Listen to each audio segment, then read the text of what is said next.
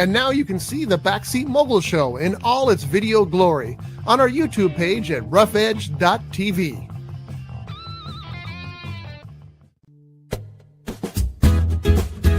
It's tiki time at Harbor Cove Cafe.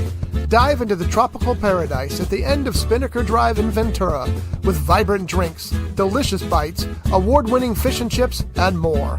Now featuring extended hours and happy hour. Fridays from 2 p.m. to 8 p.m., Saturday and Sunday from 2 p.m. to 4 p.m. Harbor Cove Cafe, the hidden treasure at the end of Spinnaker Drive. Visit harborcovecafe.net for more information.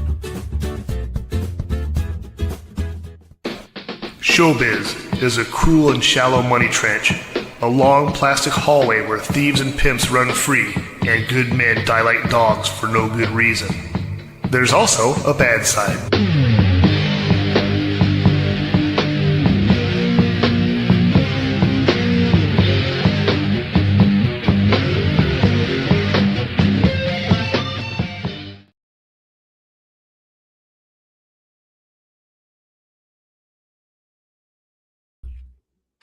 One button. It's my job. One button, and I miss it every damn show.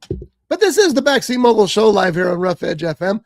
I am R. Scott Bolton. I am the Backseat Mogul, and this is a show where we talk about show business. Sitting next to me over here is Johnny D. Good morning. Sitting next to him is Jeff Genet. Good morning. And we're here to talk about, we got lots to talk about today. It's been a big, very exciting week at the movies and in showbiz in general. So we wanted to start out with some news, just a couple of quick things here.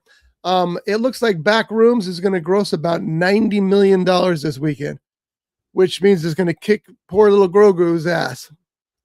I thought that word of mouth might save the Mandalorian and Grogu, but apparently word of mouth is saving the other pictures instead. Mm-hmm. So does this mean the end of Star Wars? No. A lot of people were saying that, and I'm going, I don't think it's over yet. Just they have to up their game. I mean, and I'm sure we'll talk about this when we talk about the film, but I think people are really like overplaying how they feel about this movie in like a bad way. They're like, oh, this is the worst movie ever. I'm like, do you not remember how in Rise of Skywalker they had to find a knife that you stand at a specific part of the planet, and it has to do with the wreckage that you're looking at that will point you to where you need to go? Like, who wrote that? Yeah. You don't remember that? You don't remember how dumb that was? Or Last Jedi? You don't remember how dumb that movie was? Or Emperor Palpatine? Oh yeah. Somehow he's back. Okay. Shut up. Think about those movies first before you start saying that this is bad. It's fine. Because we will be talking about this. We all went to see it together. We all, I think I can say we all enjoyed it, and to different varying levels. John is amusing himself as he likes to do on every show. What, John? Well, when I saw the Grogu that Jeff brought earlier downstairs, I said, "Oh, you went saw the movie?" I forgot we all three went together. Yeah, I was wondering. Yeah, he asked me the first thing. He's like, "What'd you think of the movie? You went and saw it, right?" And I was like, "Yeah, we were all there together." Guys, don't get old. Don't get old. Old and stupid, apparently. What? But anyway, we'll talk about that shortly, because that was the other news that I have, and maybe you guys got something else. And I thought this was amazing. I was watching Emily Blunt, this interview she gave for Disclosure Day, because the early reviews are out for Disclosure Day, which we'll talk about in just a second here as well. And she said she refused to use AI or other devices, apparently, for the voices of the alien in Disclosure Day. So that voice you hear with all that popping and clicking and stuff, that's Emily Blunt. What? That blows my mind. Now, I know that this happens because I saw there's footage available on the internet of the guy who does the Predator sounds, doing the Predator sounds live. Again, something I thought was created with computers. No, he sits there and he makes the mouth sounds, and well, apparently that's what she insisted on doing because she didn't trust AI to do it for her. She wanted to do it herself.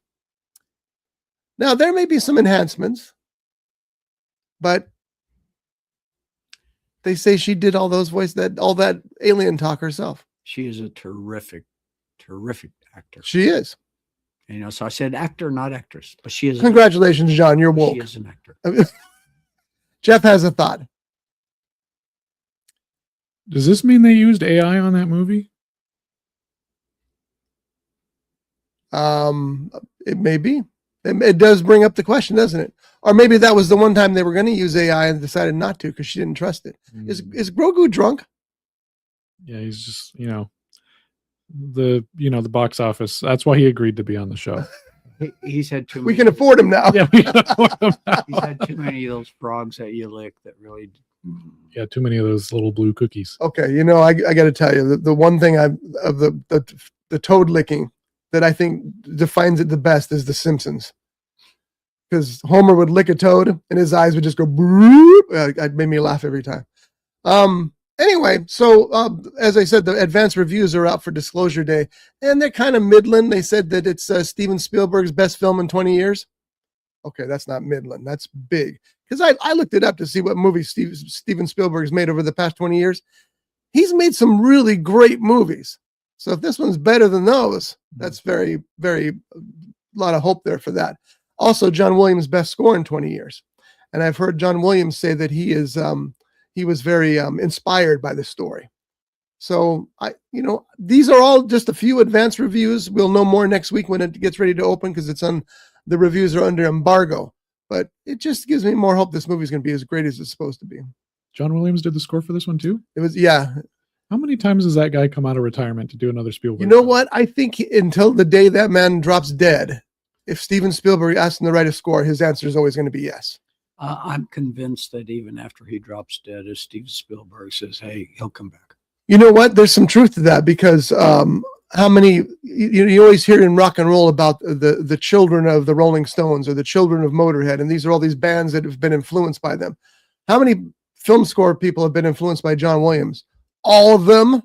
Mm-hmm. So yeah, in a sense, he will live on forever, and deservedly so, because he's the best in the business. Yeah, Mark Mothersbaugh. Did I say that right? Yeah. I'm wondering his influences for the scores that he writes. Yeah, they're there. They have to be there. If you're writing film scores, you know who John Williams is, and you want to emulate him. That's all there is to it. I mean, there was a magazine, I think it was called Classical Monthly or something like that. And it was a magazine back when they had those things about classical music. And one year they had a poll, this is just like 2-3 years ago, about the greatest composers of all time, Mozart, Beethoven. Number one was John Williams. He was above Beethoven and Mozart. And, we're living in an era with John Williams. That's a pretty cool place to be right now. If Beethoven and Bach and all those guys, if they were around today, they'd be quite old. But if they were around today, can you imagine the type of scores that they would be able to write? Well, but they're different, though. I mean, see, classical music is not a film score, and a film score isn't necessarily classic music. And that's part of what I want to talk about Grogu as well. But I see what you're saying. Maybe they, would they be able to do it? Would they have their pulse on a filmmaker's, would they have their finger on a filmmaker's pulse? Like John Williams and Steven Spielberg, they're one person when it comes to a music score.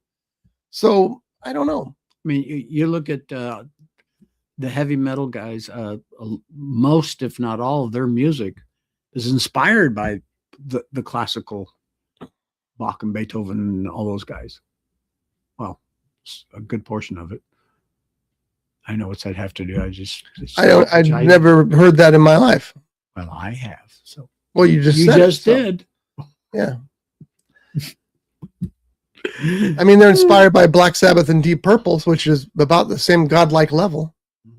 Yes, Scott's geekiness is showing. All right. Anyway, as they say, if there was a fight between Lemmy and God, who would win? It's a trick question. It's right. Lemmy is God. Did you see that movie? Nope. Yeah. It's okay. Door's getting closer. It's okay. John, did you see Backrooms? I started watching. No. Did you see the movie in theaters? No. Then STFW. No, you. STF. Yeah, I know what it means. Shut. Oh, Yeah. Trying to maintain The the door's already no. Hey, Grogu, stop it. closed. He is so drunk. Did you take him to the bar first? Yeah. Or did he take you to the bar? He needed it after seeing the box office numbers this weekend. He's all got. 8 a.m. specials on for children. What is your Grogu? Is that's not from the theater, is it? No, it's a little stuffy I got when the show came out. Oh, he looks badass that way. Oh yeah. Sorry, I have to get my morning It caffeine. won't really work out. All right. Well, there you go. Yeah. My daughter stole it from me, so it was in her room. She got all upset when I She's like, why are you taking my Grogu? I'm like, it's mine. You took it from me, and it's been in your room for the last 4 years. Grogu. Oh, that you've had it that long. Yeah.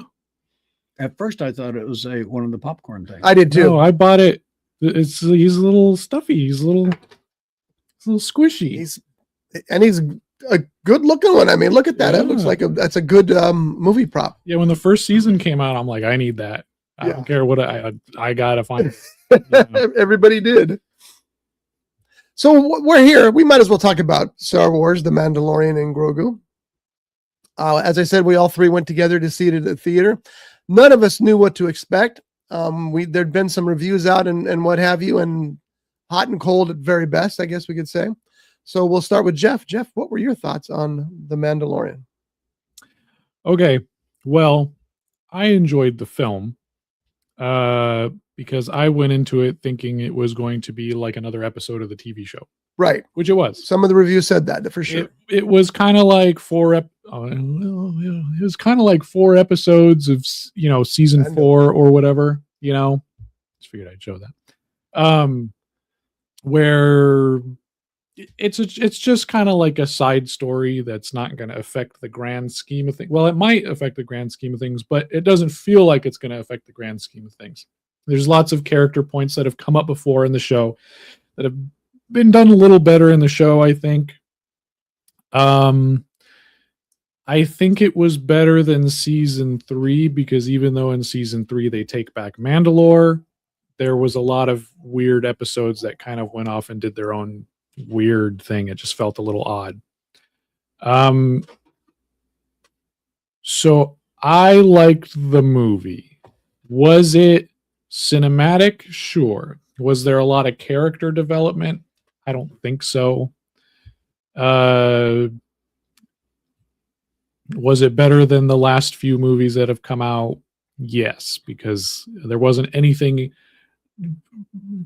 blatantly stupid that happened that made me go, what are we doing now? He has to take a knife and look at wreckage? Yeah, it was a fine movie. Everything that happened was fine. Everything was a little maybe predictable, but it was a good, fun movie. Is it gonna blow everybody away? I don't think so. Like I said, it's just another episode of the TV show. And that's fine. That's what what'd you expect? That's what we thought people wanted was more of that. And so I think people's criticisms are going a little too harsh on it. The one thing that I will say, like, kind of against it is, I think the first thing I said to you guys when it was done was I recognized every single character that was in that movie. Yeah. Every single character, every single creature, every single everything that showed up. And by the way, if you've seen the trailers, you've pretty much seen the whole movie, which is unfortunate. But everything had been referenced in something else. That bounty hunter, Embo, he was in the Clone Wars. The twins, the Hutt twins, they were in Clone Wars. They were in the Boba Fett show.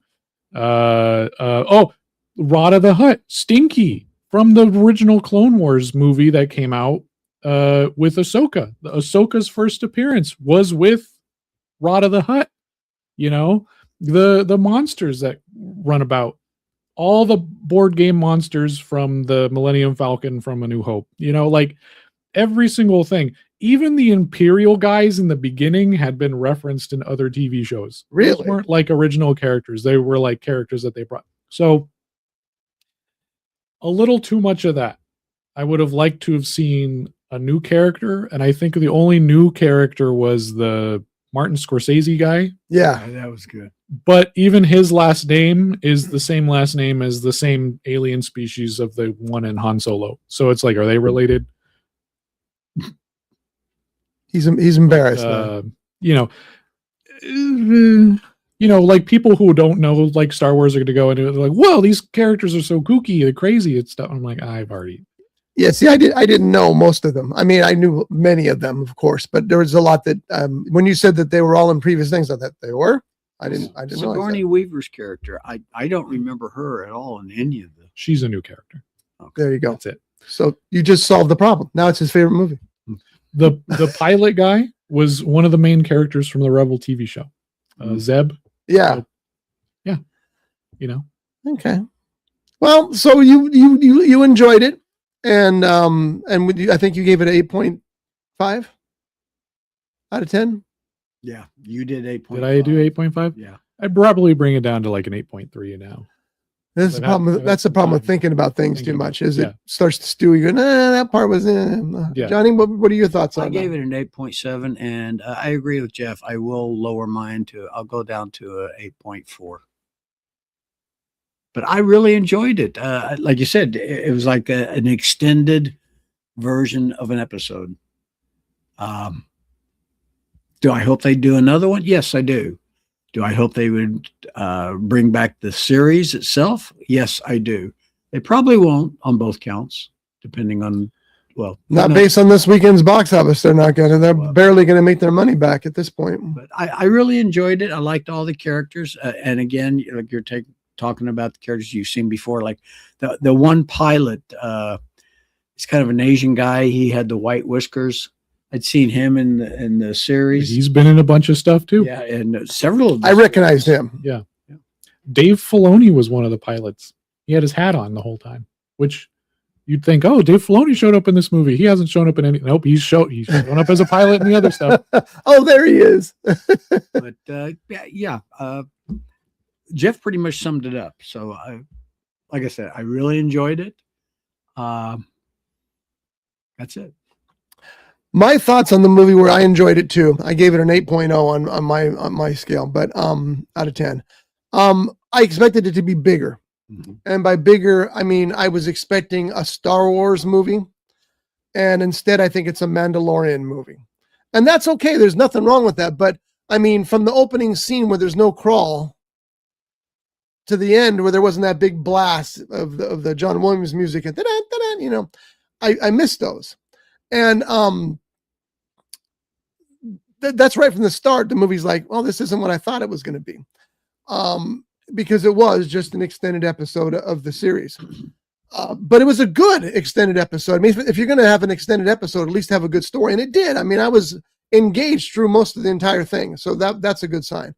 I was a little disappointed, even though I get 100% why. The music score was not John Williams. It was built on John Williams stuff, but it wasn't John Williams. Instead, it was toned down, almost like a TV score.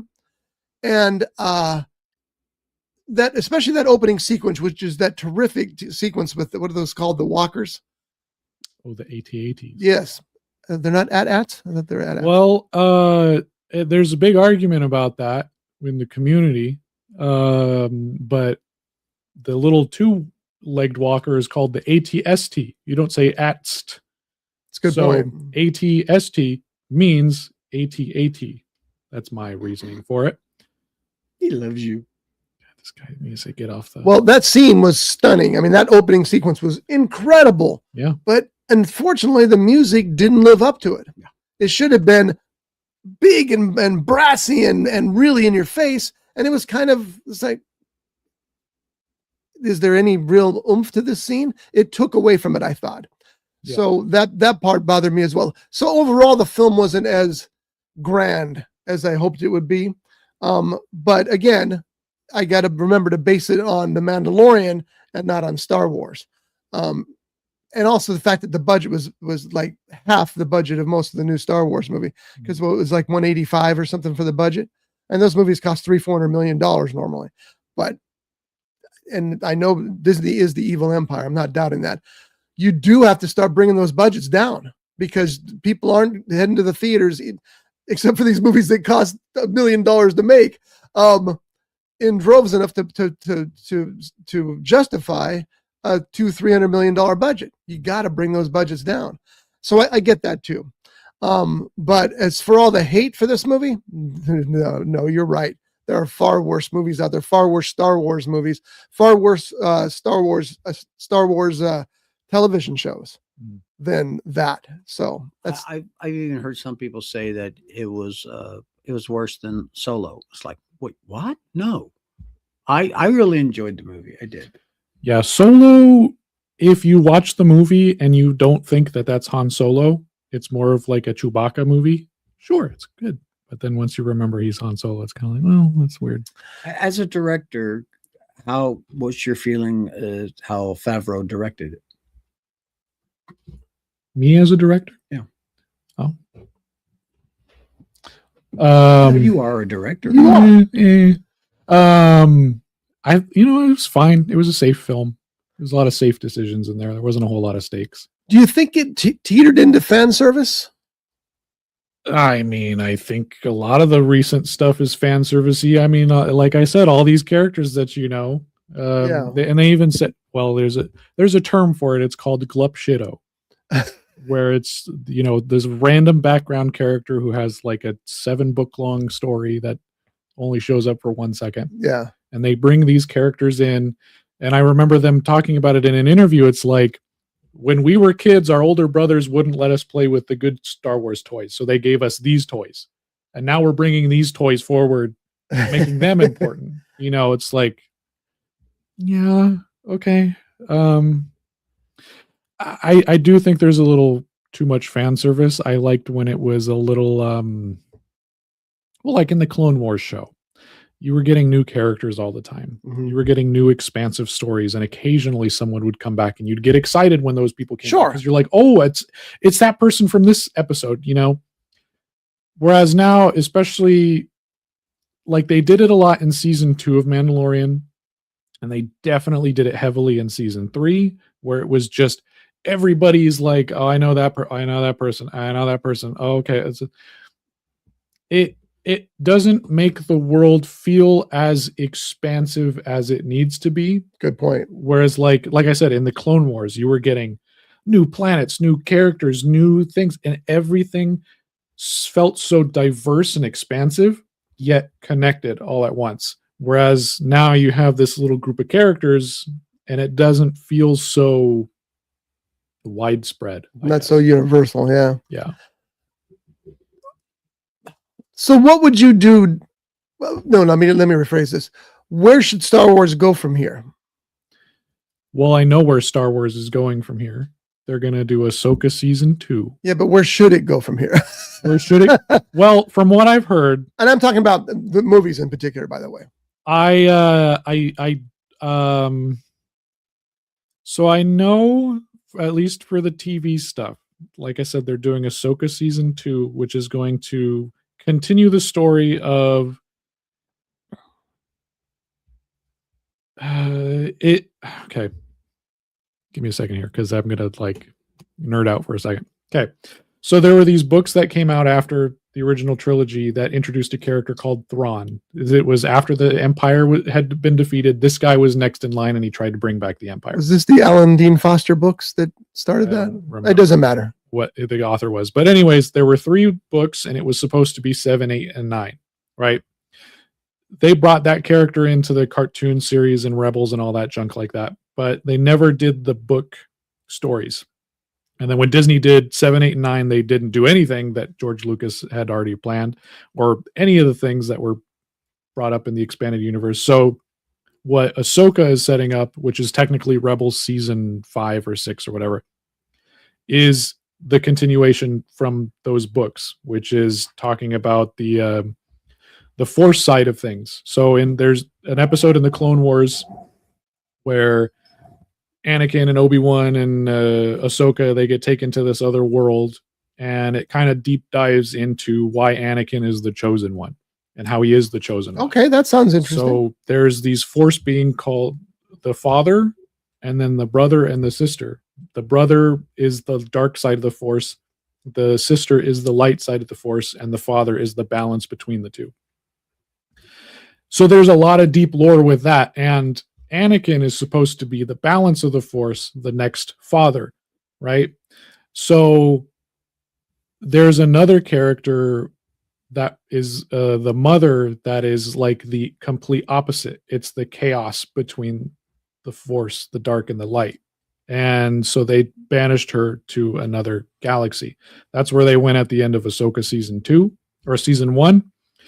And it's setting up that Ahsoka is the sister side of the Force, and this other guy is going to try to become the complete dark side of the Force, and that Anakin, through death, became the balance of the Force.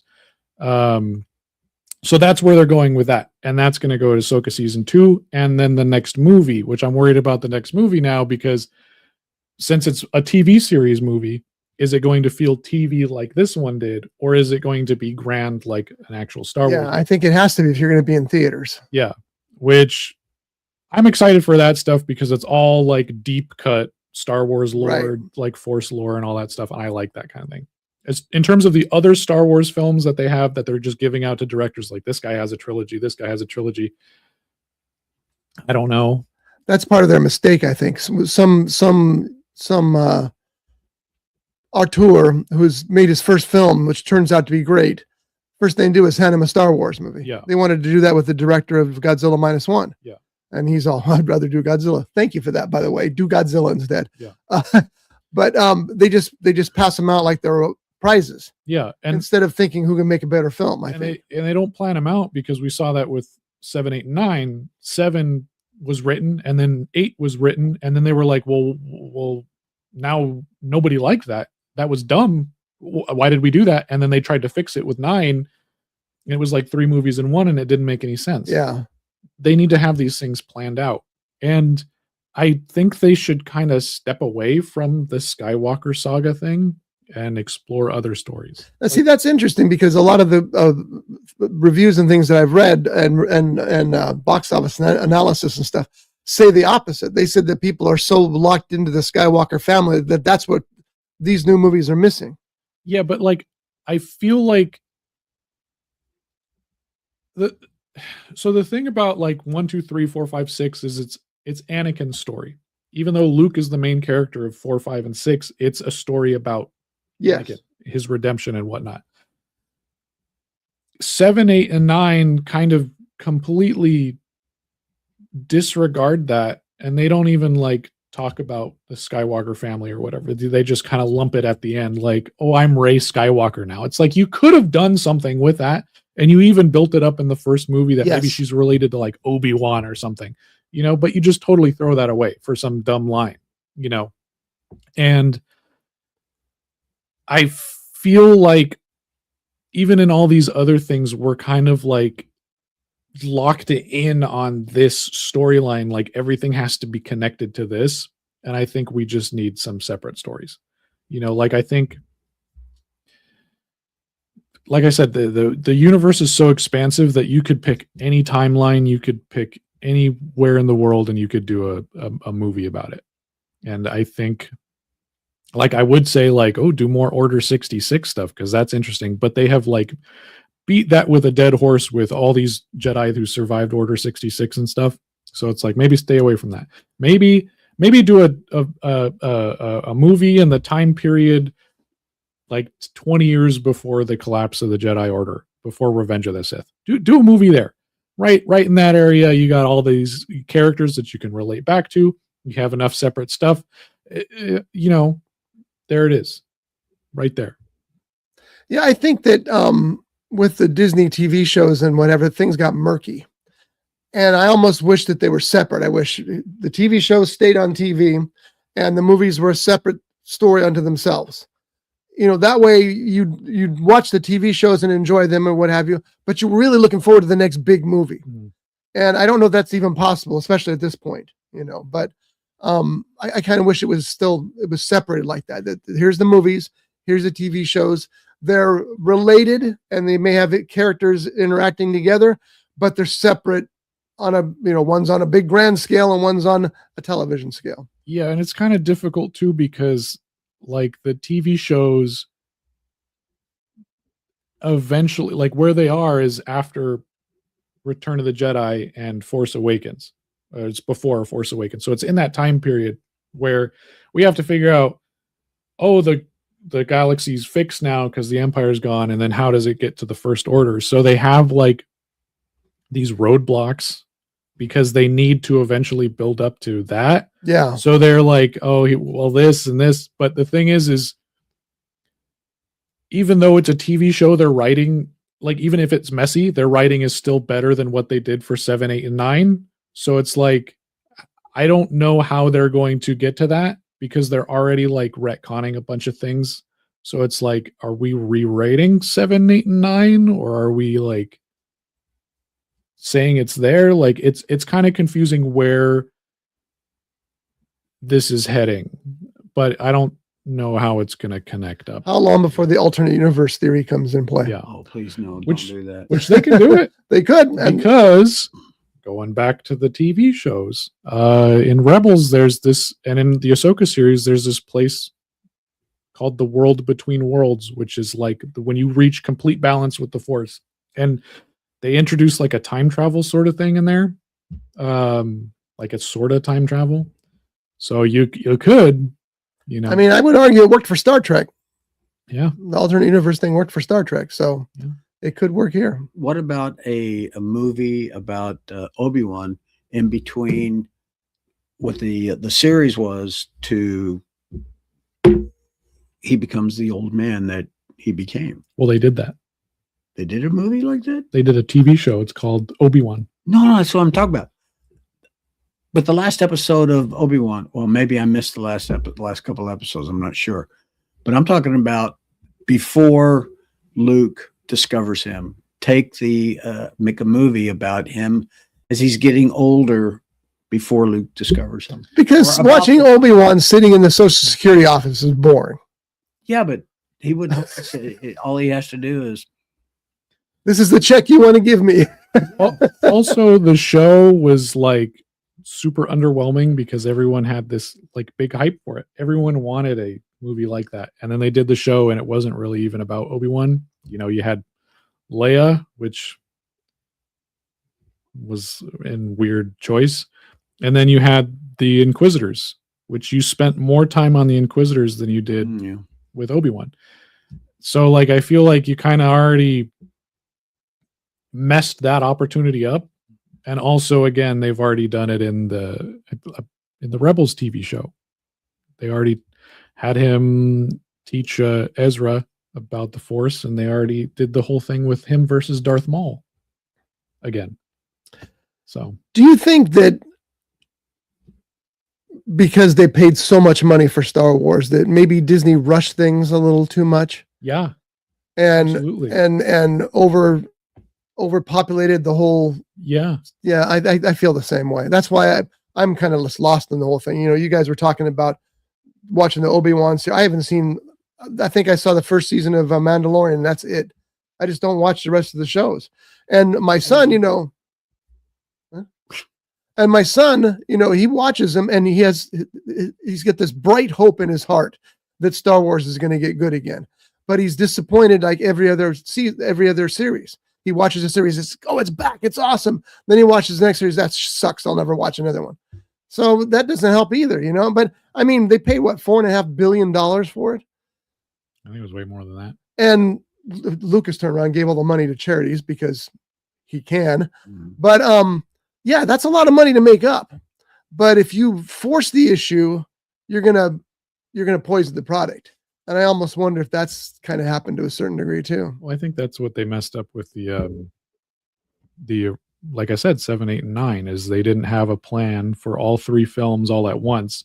They wrote each one as they went along. Yeah. And they didn't have any sort of oversee to that. Because like I said, when Last Jedi came out, that guy totally messed up everything. You know, like that wasn't a Star Wars movie. It was like, here's the lore, here's everything that you have to follow. Let's not do any of that. Let's ruin all the characters. Let's do all this. And it's like, and he even came out and said that he wanted to upset fans. He's like, I just wanted to mess things up. Was this Lucas? No, that was Ryan Johnson. Ryan Johnson. That's right. That's why I don't watch his movies. You could tell me all about how Knives Out is good. But you're still mad at I'm him. not going to watch it. Screw that guy. You know what? But you know what? I mean, I'm not defending him by any means, but he wasn't the stopping point. There are other people who should have told him, no, you can't do that. Right. There's multiple, and there should have been those checks and balances with what's going on. And they should have maybe even taken a look at what George Lucas had planned for the original, like 7, 8, and 9. But were those written or just? They were. He said he had the scripts. He said he gave it to them. And then everybody, when you talk to Disney, they're like, well, oh, wow, there's no scripts. What are you talking about? And then you talk to George Lucas, like, there were scripts.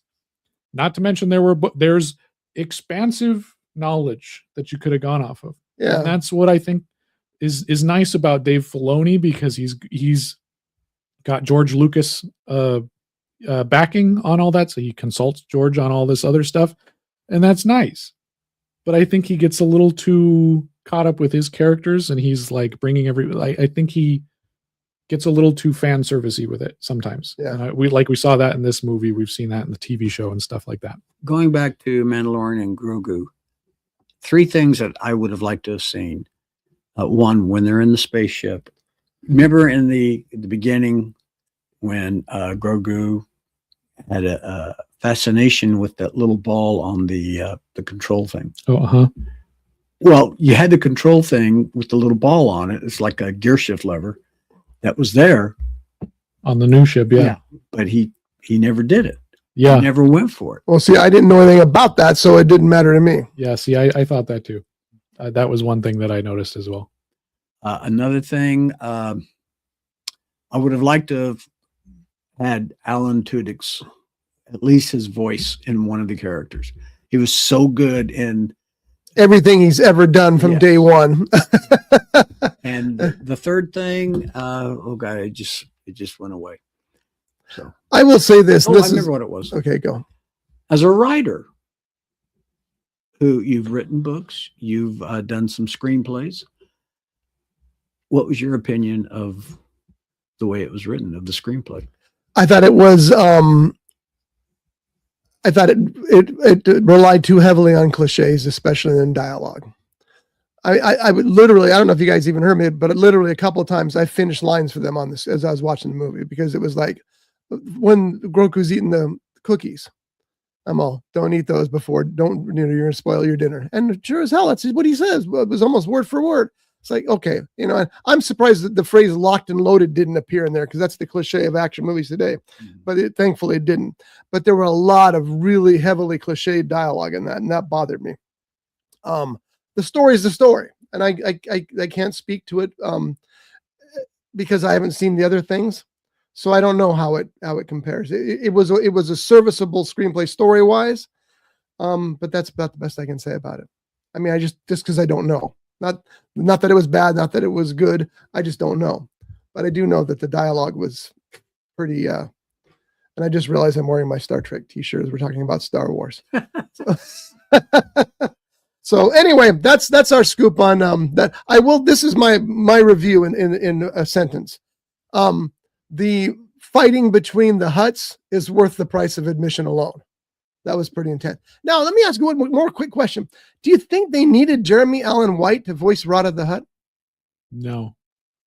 Did that seem like a waste? Yeah. He didn't really give a whole... It kind of seemed like he was just reading lines. I didn't get a whole lot of... Exactly. A whole lot out of it. I mean, there was maybe a little more emotion, and I mean a little more emotion. Do you know who Jeremy Allen White is? There's the door. Sound familiar? The refrigerator door? That's fine with me. Just make sure you get in there and stay there till next week. Is there booze in there? Jeremy Allen White is from The Bear. Oh. Have you seen The Bear? The movie? No. No. TV series? No. Okay. There's the door. You want to play that game? Don't steal my line. You want to play that game? It's there. He is. Yep. He is jaw-droppingly awesome in The Bear. I mean, there are a few television performances in history as good as he is on The Bear. He wanted to be in a Star Wars movie. He had a conversation with Jon Favreau, and he got to voice Rada the Hutt. I don't think it was worth the extra expense. Whose voice do you think would be better for that character? James Earl Jones. I don't know. I haven't given that any thought, but Because, and there's nothing wrong with what he does, except like Jeff said, it's just he doesn't. After watching The Bear, you'd expect a lot more raw reality from him, and it was again he's just doing a voice of a big slug. I'm thinking more because I'm not familiar with White. I'm thinking more of Momo. God, I can't say his name. Jason Momoa. Yes, thank you. Or Dwayne Dwayne Johnson. Because their voices and the way they have carried on in their shows, it seems to me would have been more what you were saying. Silly. Yeah. I mean, I don't think they needed a name even to voice Rada the Hutt. No, but it's their voices. No, I know, but I'm just saying I don't think they even needed a name. By a name, I mean a star. Mm-hmm. Anybody could have done that. Jeff could have done that voice. Do it. Yeah, but Do it. Do it. see, he just did. The almost perfect. That's good. It's very good. And it's definitely no diss against Jeremy Allen White because the guy is amazing. But I just don't know if it was necessary. Yeah. It was. I wish they would have used him for something else. Exactly. Where we could have actually maybe seen his face and he was a bounty hunter or something. Yeah, maybe he could have been the pilot instead of shoving in Zeb in there from Rebels. He could have been the quippy pilot. Yeah. You know, talking about Alan Tudyk, he could have been the Firefly type. Yeah, you know, exactly. that would have been good. But it is what it is. I'm not We're writing mixing Star worlds Wars now. So all right. Well, anyway, so my final review is it's worth it just to watch the three Hutts fight. Johnny, what's your review in one sentence? And I mean one sentence. Time's up. I know the door.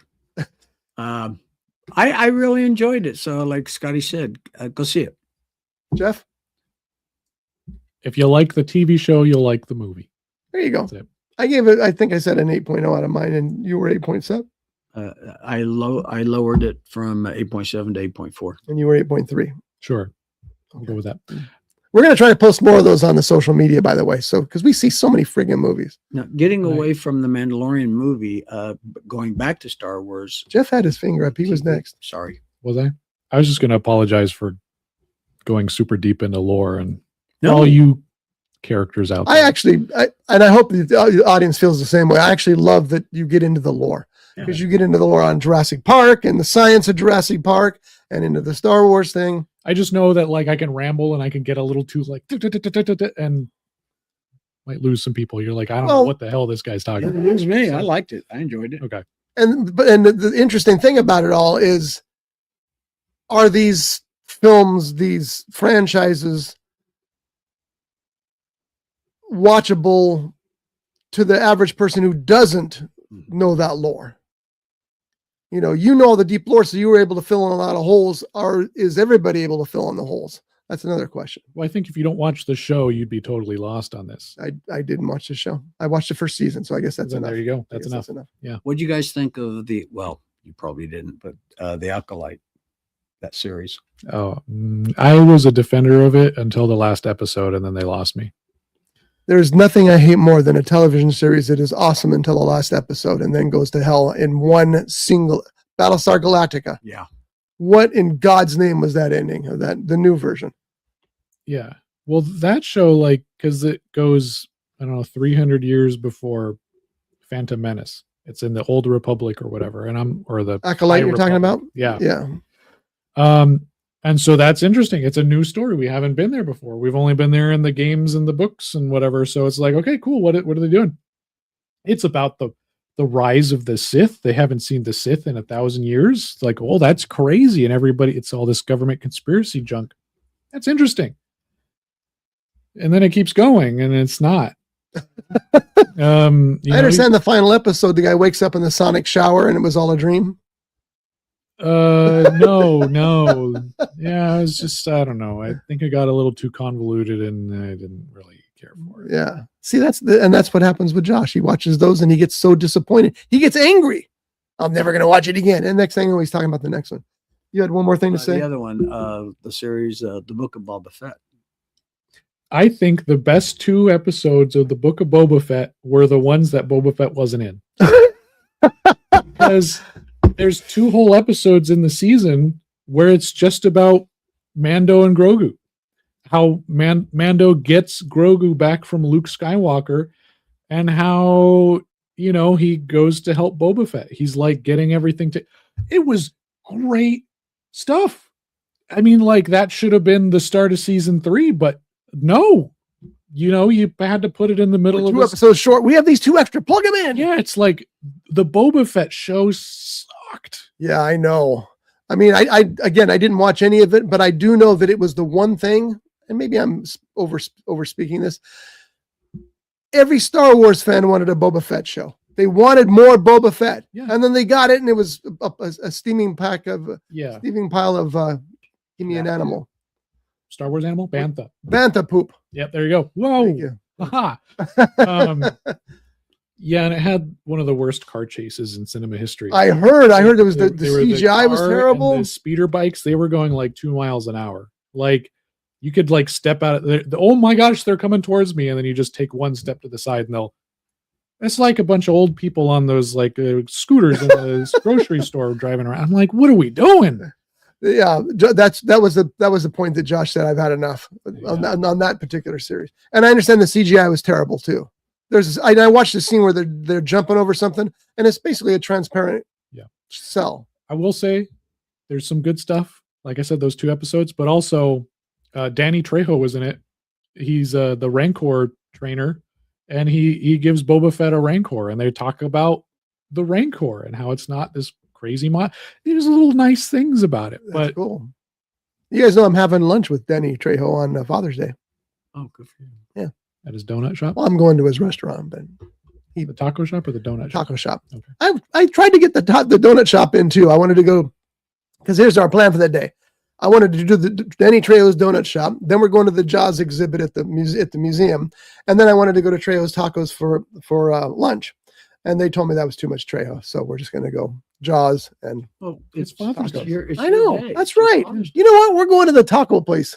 That's right. Yeah. And they're right now. They're going. You ain't going nowhere. Is Shelley watching this right now? Is she listening to this? You know, she watches more than I thought, because she's called me out in a couple things. So. Yeah, no taco shop. Oh no, the taco shop's a must. Oh. All right, moving on. Jeff saw Backrooms, which is the story of the week, because $90 million at the box office this weekend for a movie that cost barely 10, I think. Yeah, something like that. It's insane. It's going to blow poor Grogu out of the water. It's going to blow Obsession out of the water, even though Obsession, I think, is a close second. It's amazing what's going on right now in the movie. So tell us about Backrooms. But first, let John say something. No, go ahead. I had an itch in my ear, and I was trying to decide which finger I wanted to use to scratch it. Okay, I'm good. Wait, you didn't have anything? Oh, I do, but it can go ahead. No, it can wait. No. No, it's a presentation, so you do your thing. Okay. You did have your hand up. Yeah, you did. Your ear. Well, I know that. Yeah, classroom rules. I know. Okay, I'll do it.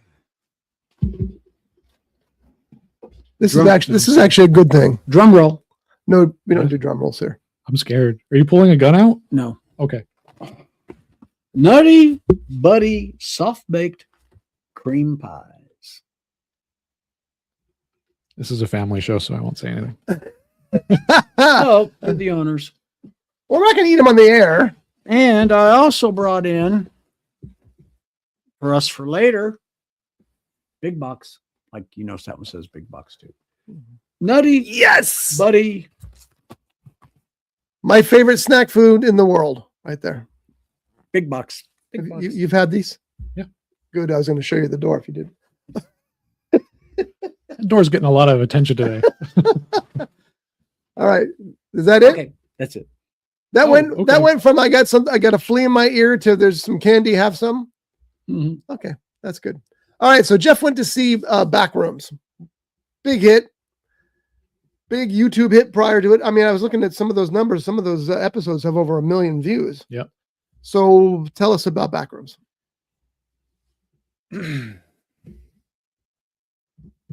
That's what Okay. I thought. Okay. So the Backrooms is like an internet thing that started where it's all these creepy liminal spaces, these empty office buildings, stuff like that. And it's like, what if there was a place you could get lost in like that? Stories started to come up, creepypastas, junk like that. And people started to take that lore and make stories of their own backstories, their own this and that, video games and junk like that. Kane Parsons, known as Kane Pixels on YouTube, made a YouTube series out of it, which kind of expands the lore. It creates this like story about it.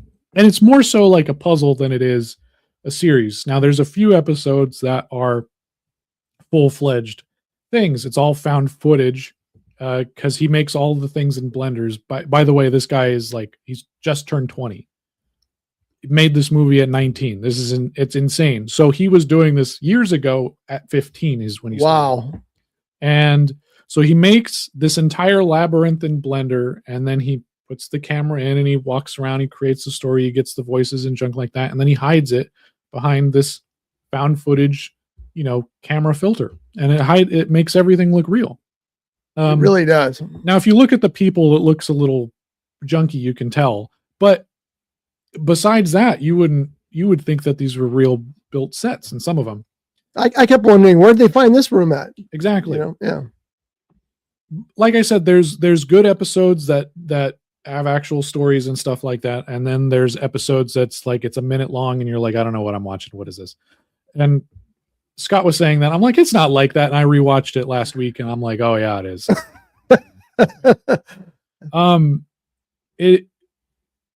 It's fun when it's a puzzle and you're trying to think of things. It's like, oh, what does this mean? What does this mean? How does this connect to the grand scheme of things?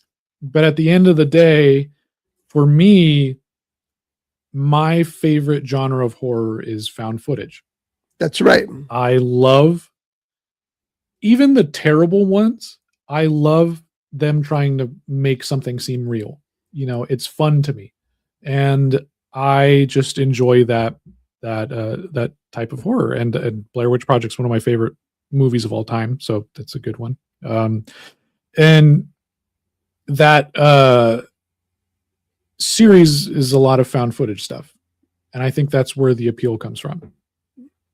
So going to the movie, I was thinking it was going to be like one of those episodes, like the found footage episode. There's 3 separate found footage episodes where it's just a random story in the universe. It doesn't have to do with the grand scheme of things. It just kind of adds a little bit here and there, but they're individual stories from people who get lost in the back rooms. And those are great. I thought this was going to be kind of like that, but I came out of the movie not so hyped about it. It kind of disappointed me in a way. Really? And I'll say that there are points in the film that are found footage, and I like those parts.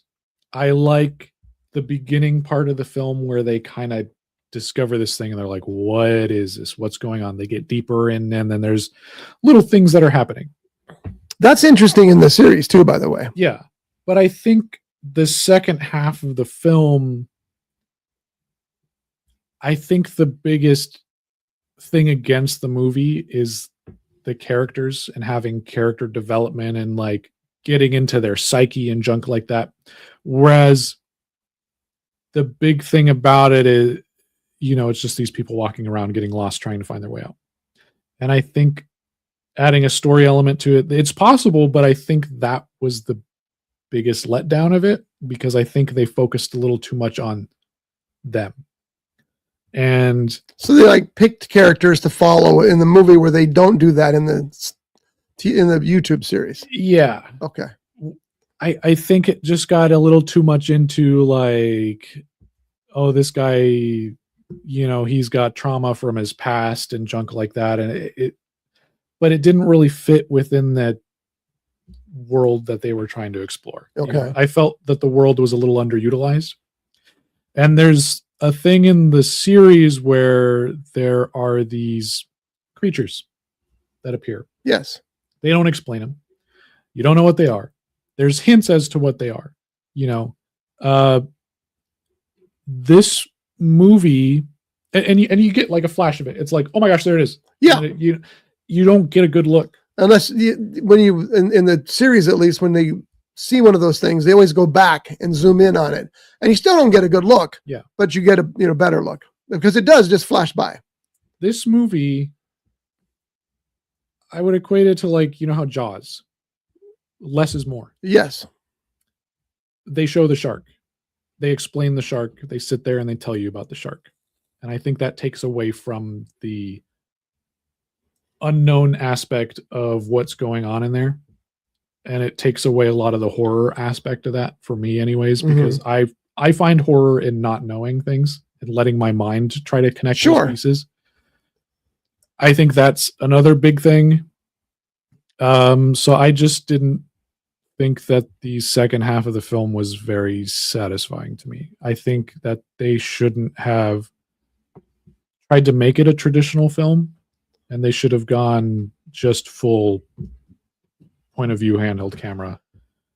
Even though that's not like that genre is like not in anymore. I think just the Backrooms alone would have gotten people to it because that's what it was built off of. This is found footage thing. Do you think it would have done as well at the box office if they'd gone that route? Or I think it would have, yeah, honestly, because people are going. I mean, the theater I was in was packed. There wasn't an empty seat. And I think people went based on that series, based on the lore that was set up, whether it was by him or by any of these other dozens of people. Yeah. Took the series or took the concept and ran with it online. I think there was definitely a huge following for it, as you can see from the box office numbers. So I think whether they would have committed to a full POV horror film or whether they did what they did, I think it was still going to be successful. But I can see why maybe people would like it, but for me it was kind of divisive and so the cast is recognizable. I mean, you know at least several of the cast members. Do you think that hurts it as well, that you know that those people are actors, whereas in the YouTube series you don't? They seem like real characters caught on video? I think, well, because like with the YouTube series, there's a lot of people that like you don't see anybody because they're behind the camera. Or they're in suits. Yeah, or they're in suits. Environmental suits, not tie suits. Yeah. Which are worse than environmental suits. And then the characters you do see faces of, they're like the scientists or whatever. And those are those weird art piece ones. I don't think that takes away from this at all, that they're like well-known actors, because I mean they do a great job. But yeah, they're good cast. I just think, like I said, it's the story elements and maybe not leaving everything as ambiguous as it needs to be. So in certain aspects. Based on what I've said about what I think about the YouTube series, do you think I would like the movie better because there's more structure to it? Or, and I'm not talking about me personally, because I mean, you have a history with it, so you expected the freedom of it. Yeah, I think if you don't know anything about the Backrooms and you go into it, I think it would be fine. Do you think I would maybe like it better than you, who knows more about it, who follows again the lore? It's possible. Okay, because I think about going to see it. How much of the movie is like the series? And I ask this simply because I started watching, I don't know which episode it was. It's an episode where it shows the guy, he goes through the wall. He's in these rooms. He's trying to figure out what's going on because there's nobody else in there and all that. And I totally got bored with it and stopped watching it. I would say the first half, because that's when they discover it and he's trying to map everything out. It moves fairly quickly, but then, he's trying to prove it. So he gets cameras in there and junk. And I think it moves at a faster pace than those YouTube videos. So you're not just sitting for a long time in those empty spaces, which is, I think, another thing that adds to that. There's the creep factor. It's like you don't know what's going to be around any corner. It's just the buildup of the suspense. You're just walking down this long hallway and anything can happen in it. Are they using the same actors from the series No. in the movie? Nope. Oh, okay. One of the questions about this was people were accusing Parsons of not directing the film, that somebody else was actually in control of it. But one of the actors, and I think it was Mark Duplass, who you guys would know if you Googled him, he said, oh no, he was completely in control of this picture from beginning to end. This 20-year-old guy was completely in control of this movie through the whole thing. So those rumors, at least according to Mark Duplass, who was on set, you weren't. He said he directed every single bit of it. Yeah. Well, you know, that's how I felt about that movie. What was the name of it? It's called First Run. That was That's it. First yeah. Run. I thought the director had complete control, regardless of what he thought.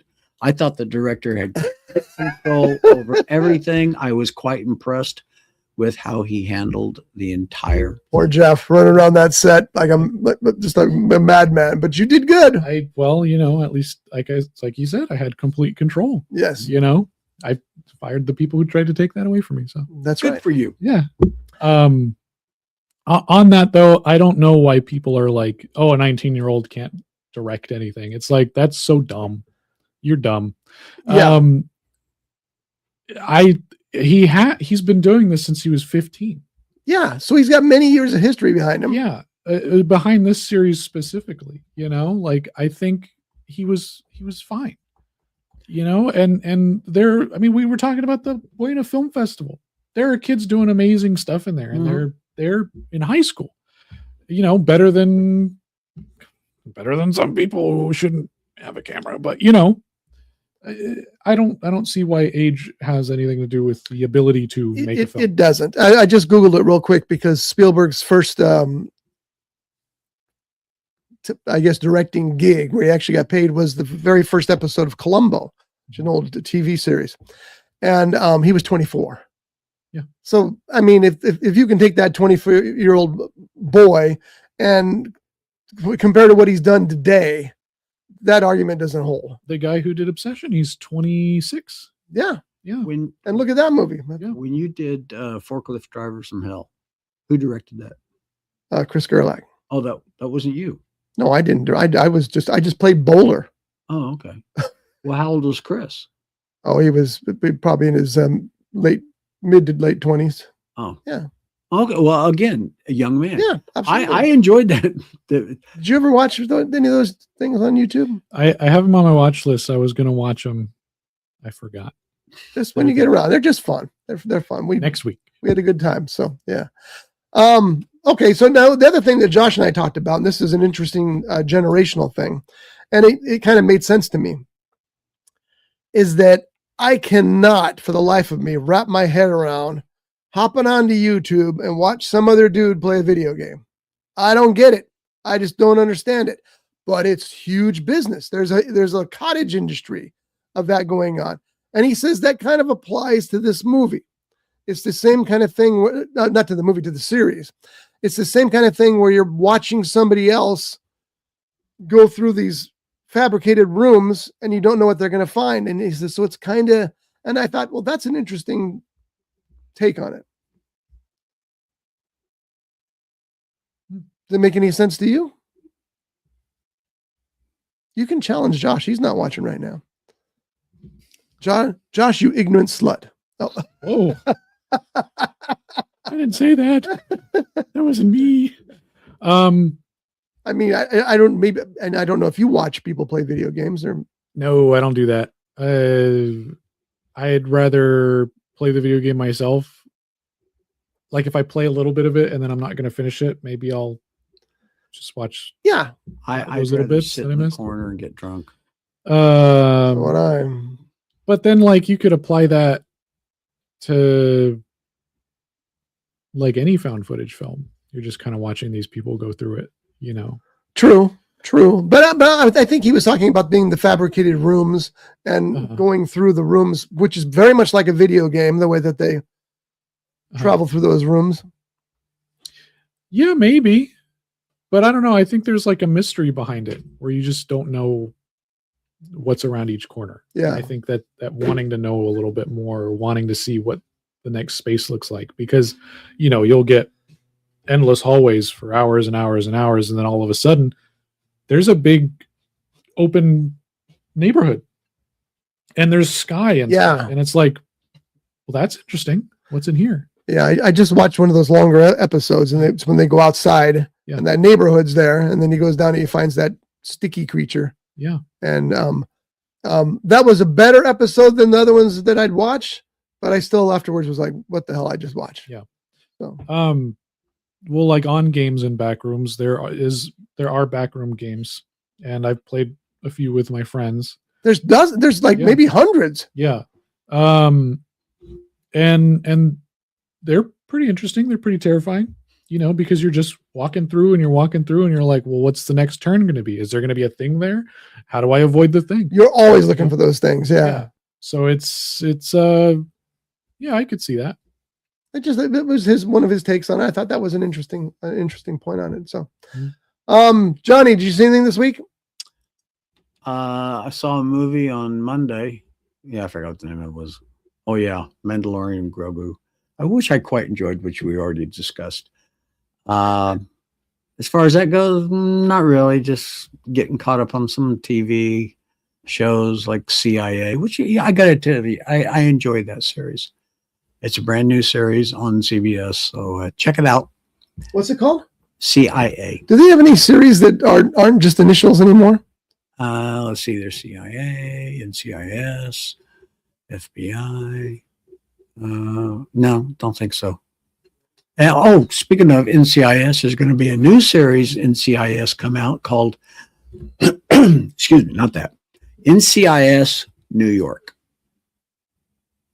It's got LL Cool J in it and Scott Conn. Oh, really? Yeah. Scott Conn was never really impressed me until Hawaii Five-0, and then he did a really good job on that. I watched a number of movies this week. I watched Sergeant York from... Great movie. No, it's not. It is propaganda trash. I don't care. It was complete and utter propaganda trash. I watched that and I'm like, oh my God, this is the kind of movie you're a good Christian. You'll go to war and die. It was, I hated it. And I know I'm going to get hate mail on that. roughedgestudios@gmail.com. I don't care. That's the kind of war movie that I cannot stand. If you're going to make a war movie, show me real war. Don't tell me, oh, God's on my shoulder, I'll be fine. I despised it. Other than that, it was good. I watched the Liam Neeson movie called Unknown, which was okay. He played a man who is in a car crash. How do I say this? He's in a car crash and he wakes up with amnesia. And he's supposed to be in a scientific convention. But all of a sudden, there's somebody else there who says he's him. And he doesn't remember who he is anymore because this other scientist has taken his place with his wife. And it's absolutely ludicrous as far as the story, because you could never do what happens in the story. But Liam Neeson, January Jones is in it, and it was okay. Ladies First is a new movie on Netflix. And I should have pulled it up because I want to tell you who the stars are, because that makes a difference here. The movie is about Sacha Baron Cohen, who is that was my phone. He's a very chauvinistic boss. And he's the kind of guy who they tell him that he works for an advertising agency. And they tell him that he needs to have a female perspective on his staff. So he hires a woman and then he tells her to sit in the corner and shut up. She's only there as a token of this thing. That's the kind of guy he is. So she's quite upset about it. And she's played by Rosamund Pike. She runs out of the office to escape them because she tells them all to basically F off. And as he's chasing her, because he's afraid of getting sued, not that he cares what she thinks, He falls, and as you can see, the trailer's playing in the background, hits his head. And when he wakes up in a world where the women are in charge and the men are the housekeepers and the mistresses and what have you. So you had this very interesting premise and some very extremely funny scenes, especially with Fiona. I got to find her name because she's hysterically funny in this. Fiona Shaw. She has some of the funniest scenes. I mean, my wife and I were laughing so loud, I'm surprised the neighbors didn't call the cops. But since the neighbor's my son, he better not. But the problem with the movie is that it starts out and you're just laughing your head off because this guy's getting his comeuppance because he's been a jerk. Well, now he's the one people are being a jerk to him about.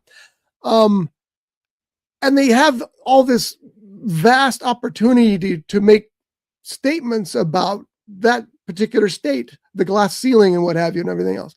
And they squander it on a kind of a lazy love story.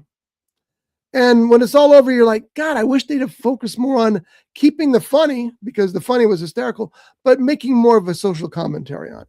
It would have been because they had ample opportunity to jump into it. Now, everybody's great in it. I mean, Sacha Baron Cohen, Borat, right? That dude can act. He's really pretty good. And Rosamund Pike, of course, is great. And again, Fiona Shaw. You got to see this movie just for her. Totally hysterically funny.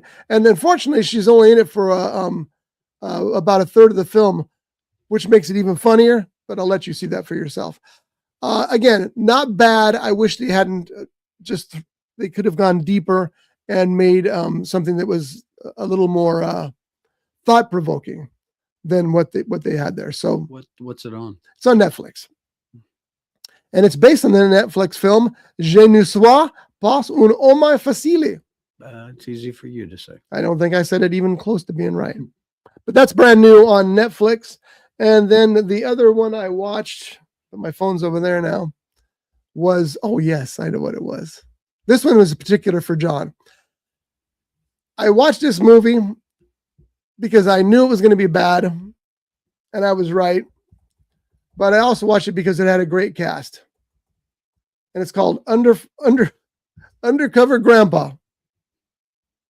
Now, Undercover Grandpa was made in 2017. I don't remember where I saw it at. Looks like Amazon. James Caan, was stunning. James Caan was an amazing actor. Plays this young boy's grandfather.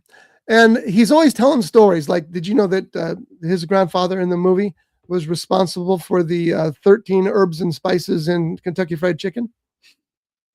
He said that he was the one who told him, just add that one more spice, add that spice. And that's what made the Colonel Sanders. So he tells stories like that. And it's funny because the kid calls him on it and goes, there's only 11 spices. And he goes, yeah, because I told him to take 2 out. So he thinks of him as this daughtery old man who makes up these stories to make himself better.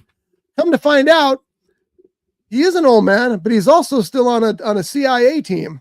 And he's working undercover and has been working undercover for years.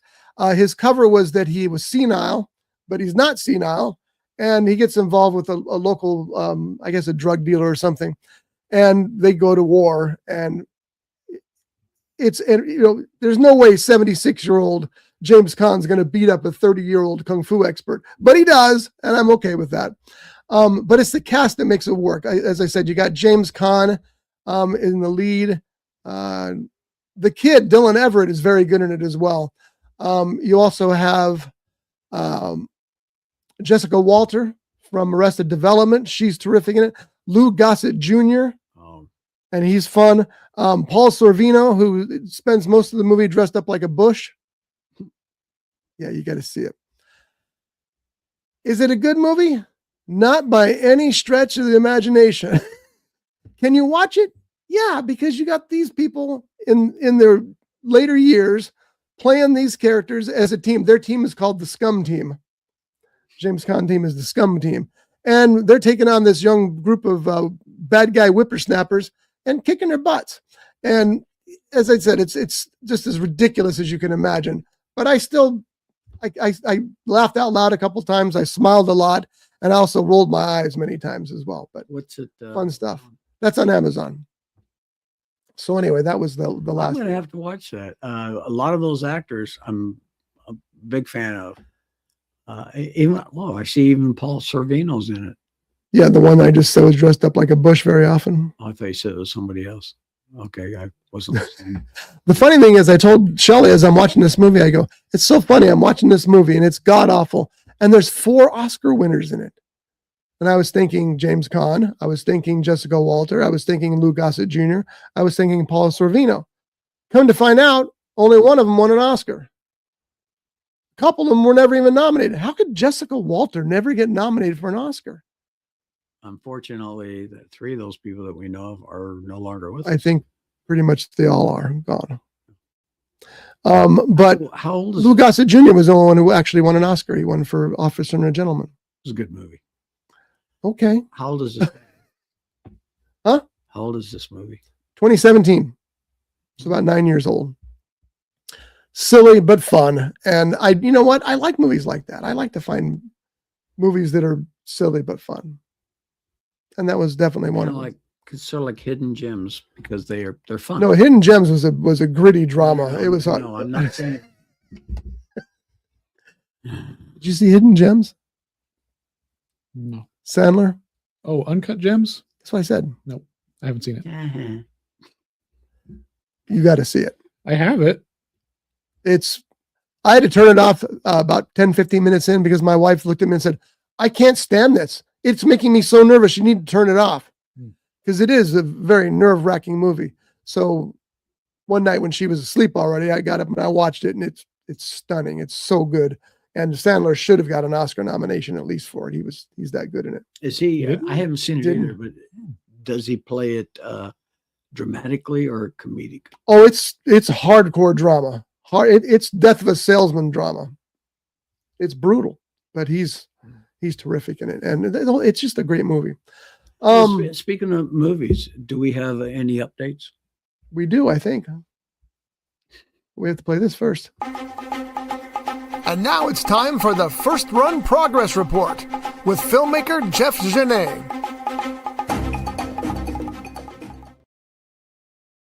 That's me. Yeah, I took a couple days off of work to, finish up the last few things because jobs just get in the way of everything. I hate that. It sucks. Stupid work. Yeah. Making money. Stupid. What's that? Anyways, I took yesterday off and then I'm taking Monday off. Just to work on the film? Yeah. Really? I was like really behind. I had a lot of stuff. And then yesterday I was like, all right, cool. And then I sat down. I'm like, I need to add in like 2 sound effects. Maybe I didn't need to take some days off. But then I rewatched the movie again. I made a little list of just little fixes. Things that, I showed it to my parents a couple weeks ago, things that they had mentioned. Little quality of life things. It is very like wide because of how we shot it. Uh-huh. So I'm changing the aspect ratio on it a little bit. Because that was another thing that a lot of people have mentioned is because the lens that we used on the camera wasn't made for it. Everything looks a bit stretched. I was wondering about I that. kind of had to fix it a little bit. So I'm doing that. There was another thing with like license plates. I went through and I got rid of the license plate. Oh. So that was my yesterday. I think that was like the biggest thing. And how long did you spend doing that? Yesterday. So the whole day. Pretty much. Yeah. It was like the beginning of the day. I was like, man, do I make individual license I was plates gonna for ask these you. 3 cars and then I track them along? I think that would be more noticeable though, because there's a part where like a car will turn and then I have to corner pin that license plate and then that has to morph with it. I think that's a little more noticeable than just putting like a little blur on it and then just having the blur track because then you can still see the colors through, Right. but you can't read anything. And it could be a motion blur for anybody knows. Yeah, Yeah. and it's not as noticeable. So there's that. There's a special effect at the end, which is a spoiler, and I'm not going to say it. But that's when the town explodes. well, that's it's a big special effect, and that's probably going to take me a majority of time. So I've been coming back and forth to that. I think that's going to be my Monday. Is just that, either that or doing the list of other things, getting that out of the way, and then focusing the next week or so on that big special effect. Let me ask you this. What time do you plan on starting Monday? After I drop off my kid from school, there's a little bit of flexibility. Like yesterday, I went to Salzer's, went and bought myself a new office chair. Well, actually, my wife bought it, so. But I've been needing a new office chair. At Salzer's? No, it's Staples. And we went and had breakfast. So, it was Well, what'd it you wasn't do at all Salzer's? work. What'd you get at Salzer's? I got the Lost World, the old one with the stop motion dinosaurs. I've never seen it, I don't think. So I got a Clash of the Titans, the old one. I'm sorry, you're talking about the Sir Arthur Conan Doyle Lost World. The The old old one. old like the black and white. 50s. Oh, Yeah, cool. Okay, sweet. Yeah. It's early in the 50s, isn't it? I think so, yeah. Yeah, that's nice. I'm I'm sorry, I didn't mean to interrupt, but I thought you were talking about the Jurassic Park. Yes, you did. No, I got like 3 copies of that. Yeah. I got it on That's why I was DVD, surprised. Blu-ray, VHS, Laserdisc. Sure. Yeah, this is for the ride, actually. But Anyway, and what was the third thing you got? Yeah, I got To Kill a Mockingbird, and then I got a 6-pack of DVDs. It was all in one thing of Jason Statham movies. Ooh. Because I wanted to see Crank, and Crank was in there, and I was like, well, it's $5. All right, cool, I'll get it. And then it was funny. I went to the thing. It was being rung up by the guy, and he's like, okay, I got Lost World, To Kill a Mockingbird, Clashes of Titans says good, and he's like, oh, Bank Job and something else, and I'm like, what? And he's like, you Bank Job, and this other one he'd said. I'm like, I don't remember that. What am I buying? And he's like, he holds up the Jason Statham. I was like, oh, I just saw Jason Statham, and I'm like, all right, my As you bad. should. I didn't even know what I got. That's a good movie. What, Bank Job? Yeah. Yeah, that's and the 2 Crank movies are awesome. They're utterly and totally, unbelievable. yeah. But that's what they're so far over the top that they're a blast. And I've John's never seen him, so he when we went to see the second one, afterwards he told me, John says, because I don't know why, but you sat behind me for some reason that time in a different row, and he said, boy, you laughed a lot during that movie. I go, because it was so ridiculous, but I love it every second of it anyway. Yeah, you'll enjoy those.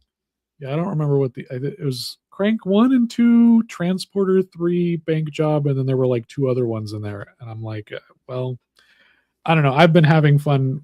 I mean, because you guys go see a lot of Jason Statham movies, so then I've been going to see them so that I can review them as well. And I've just been having a blast with them. They're so dumb and fun. They are. That's exactly it. Yep. You know what you're getting. You go in. He's going to beat up the bad guys. Yeah, that's enough. That's all I The want. reason why I ask, Scotty and I are going to the movies Monday morning. What are you guys seeing on Monday? We're going to see Pressure. Oh, okay. So if you'd like to join us, 10:10 is it? What time did you say it was? I believe so. It's in the collection. Okay. Because most screens I are will. playing everything, all the blockbusters. So that's. And I read one review that said Brendan Fraser is so bad in this movie he should be embarrassed that they ever put this performance on film. But I've only read that one review that said that. Most of the others are saying that he's absolutely stunning. So somebody doesn't like Brendan Fraser apparently. Well, didn't they used to say the same thing in the early days of Spielberg's movies? No, Spielberg's always been God. Okay. Do you remember a movie called Duel? I mean, ever since Duel, they've been saying good things about Spielberg movies. Where'd it go? I mean, he's, there's some movies that are better than others. I don't know why I do know why, but he didn't have to remake West Side Story. I mean, to remake a movie and make it better than the Best Picture winner is one thing, but it didn't need to be done. Oh, first one. Duh. Yeah, 10:10. 10:10. So you're more than welcome to join us. Okay. Oh, wait a minute. I also read it's the longest movie ever made about a weather report. And then Josh told me that's a pretty effing important weather report. Yeah, it's true. I want to make sure that is for Monday and not just for. Oh yeah, it better be, because they change them on weekdays sometimes. Yeah.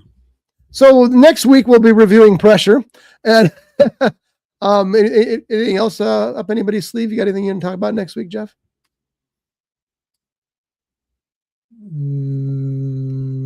There's like a couple of movies on my streaming watch list or some DVDs that I'll probably check We'll out. get around to.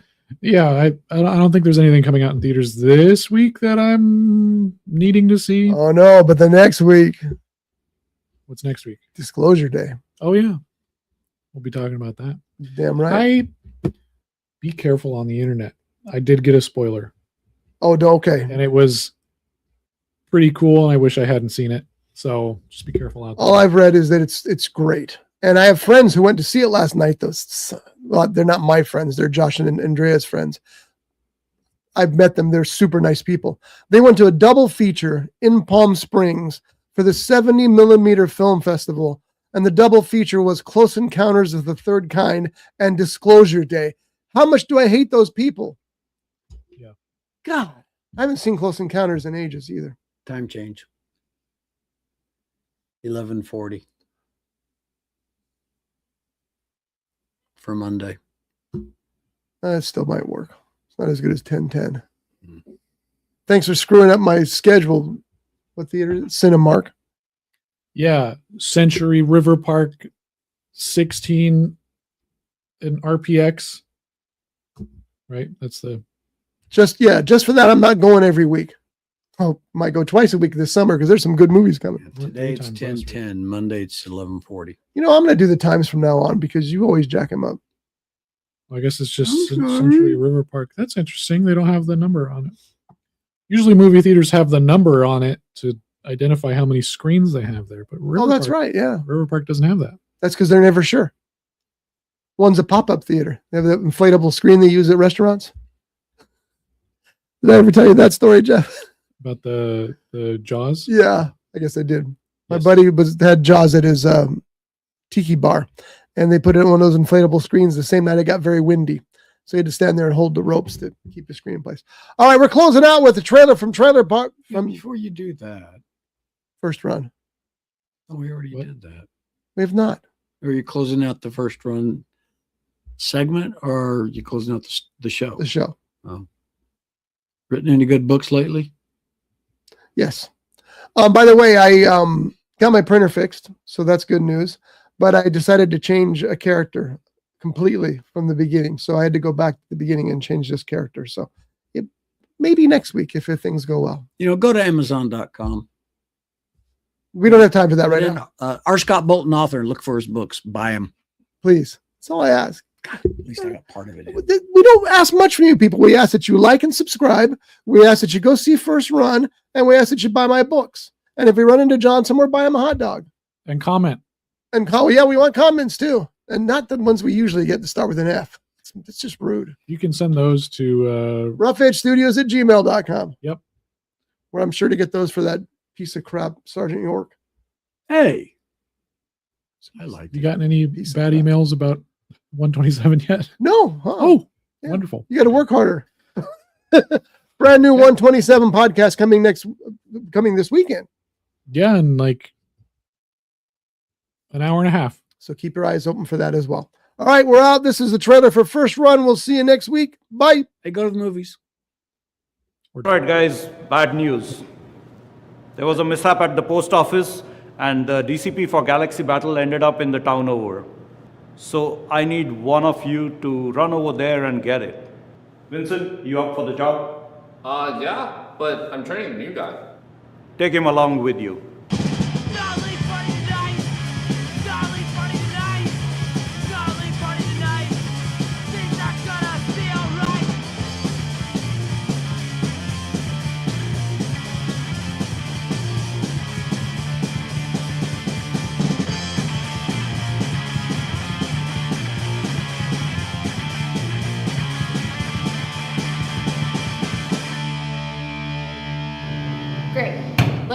team. And I'm expecting you all back within the hour. We won't let you down. I'll be back later.